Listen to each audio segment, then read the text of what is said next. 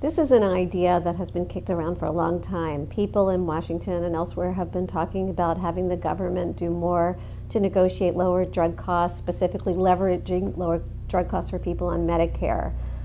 Honestly, people have been talking about it for at least a decade. There are a lot of issues that are involved in this sort of broad idea.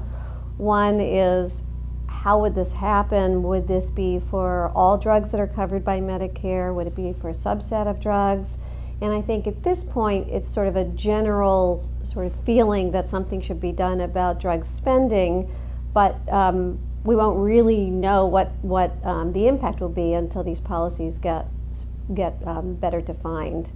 In the past, the Congressional Budget Office has looked at this idea of government negotiations, and their view is that it might have a negligible effect on spending unless the proposal has real teeth, which is to say the government would set a formulary, the government would decide what the cost sharing would be, and probably, and most importantly, the government would be willing to walk away from the table if they couldn't get a better drug price from the pharmaceutical companies.